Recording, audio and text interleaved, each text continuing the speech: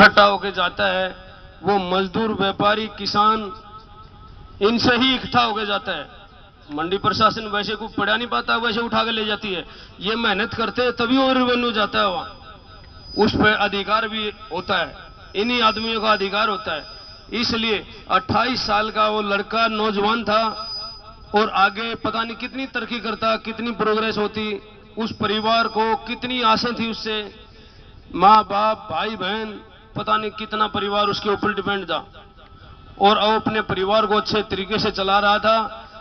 लेकिन कुछ ऐसी परिस्थिति हुई, या ये समझो कोई समय नजदीक था, उनके साथ ये घटना घट गई। लेकिन लापरवाही का भी विषय है, जो तार थी वो बिल्कुल गलत तरीके से थी, प्रशासन सोया पड़ा था। प्रशासन ने अपनी जिम्मेवारी लेनी पड़ेगी। रही पुलिस प्रशासन की, उन्होंने FIR में कुछ गलत लिख दिया, किसके दबाव में लिखा, उसको भी हम प्रयास करेंगे वो ठीक करे।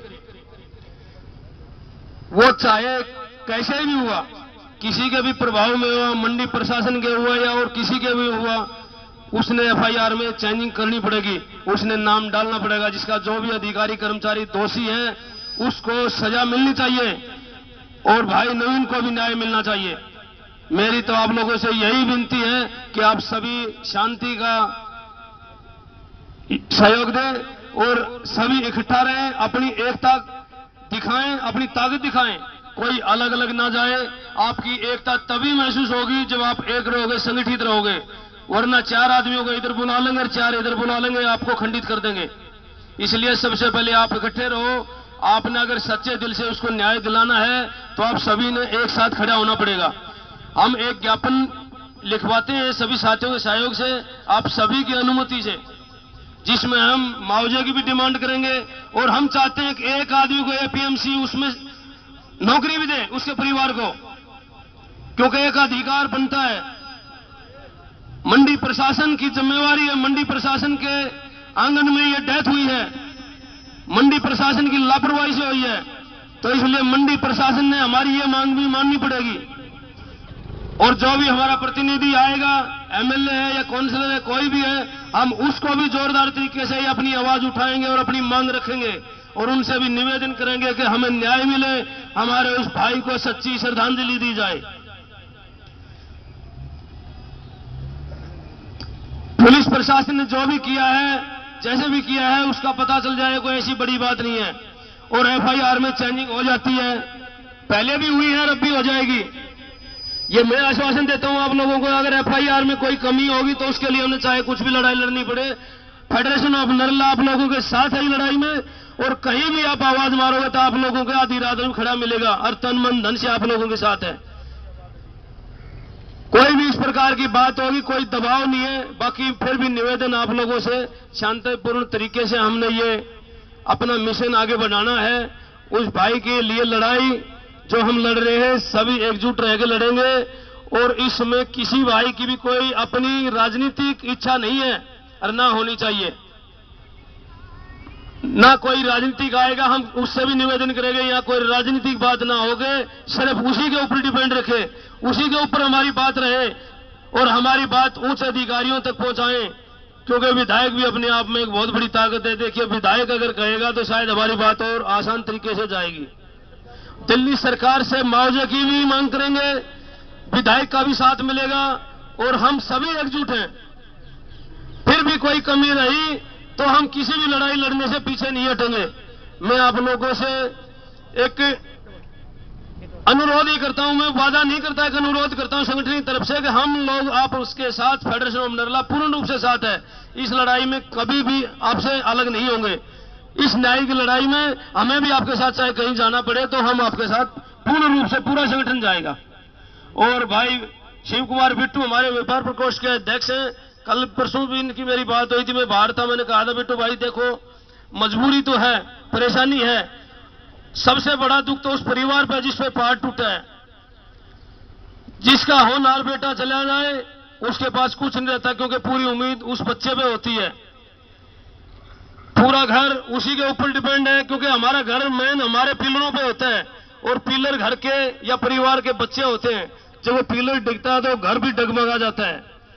तो इसलिए उस परिवार के प्रति भी हमारी पूरी श्रद्धा और भगवान से निवेदन करते हैं उन्हें इस दुख से उभारे और हमारा सभी का सहयोग उनके साथ है।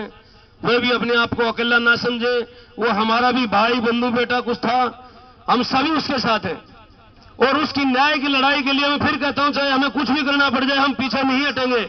चाहे वो पुलिस प्रशासन हो या एपीएमसी हो, जो अधिकारी नहीं मानेगा उसके साथ आगे जो लड़ाई होगी उसको देखेंगे। मैं तो इतना ही कहता हूं, पहले मान सम्मान से करेंगे, अगर उसके बाद कुछ और भी करना पड़े तो उसको भी गुरेज नहीं करेंगे। मैं आप सभी से कहता हूं, कोई भी लड़ाई किसी प्रकार की होगी हम बिल्कुल नहीं हटेंगे। इस न्याय में पूर्ण रूप से आपके साथ है और आपके साथ सदा रहेंगे, क्योंकि हमारे संगठन का उद्देश्य रहा है गरीब मजदूर, चाहे वो व्यापारी, जो भी परेशान हो, जो भी दिक्कत हो, उसकी समस्याओं को हटाना हमारे संगठन का मुख्य उद्देश्य है। हमारा कोई ना राजनीतिक एजेंडा है, ना उद्देश्य है, ना किसी साथी की मंशा है, ना हम किसी पार्टी से बंधे हुए हैं, ना किसी पार्टी के हैं। इसलिए मैं आप सभी से कहता हूं, आप सभी संगठित रहें और सभी मुनीम अगर एक रहेंगे तो उसको न्याय मिलने में देरी नहीं होगी।